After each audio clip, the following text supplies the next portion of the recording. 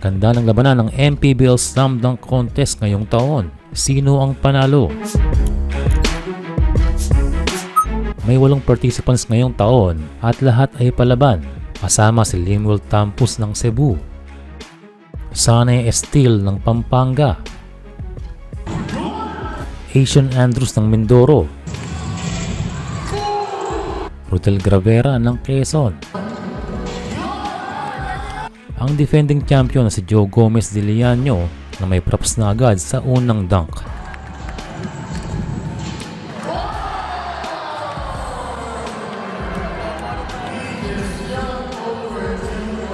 Kasama rin si Warlow Batak ng Pasig. Parang rin sa bando inspired ang dunk na yan. Pero bahagyang naantala ang contest dahil nasira ang pang-ilalim dahil sa lakas ng dunk ni Batak. At ang isa sa paborito ngayong taon ay si Sean Jackson. Pagpasok ng second round ay nagkaroon na ng mga pressure sa mga dunkers.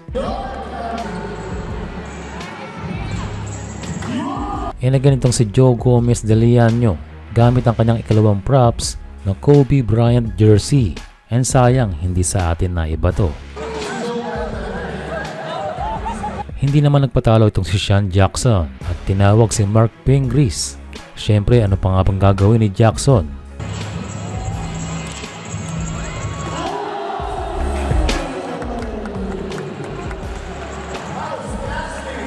Pagdating ng third round, ay sinama na ni Joe GDL ang kanyang pamilya. Pero nabigong magawa ang dunk na ito. Although pasok pa rin sa finals itong si Joe. 3 ang pumasok sa final round. Si Sanay Estil ng Pampanga, si Sean Jackson ng San Juan, and once again sinubukan ni Joe de Liano ang same dunk kanina. Pero this time si Javi at si Juan lamang ang kanyang kasama. Nagawa rin ni Joe DDL ang kanyang pinapractice na dunk sa warm-up pa lamang. Sa kabilang banda naman ay similar setup ang ginawa ni Sean Jackson.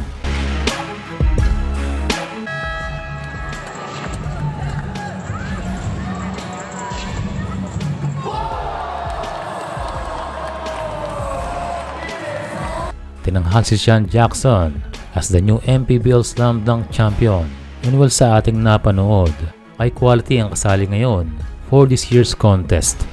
Of course, maganda rin ang idea at props na ginamit ni Joe Gomez de Liano. Pero this year ay panahon ni Sean Jackson.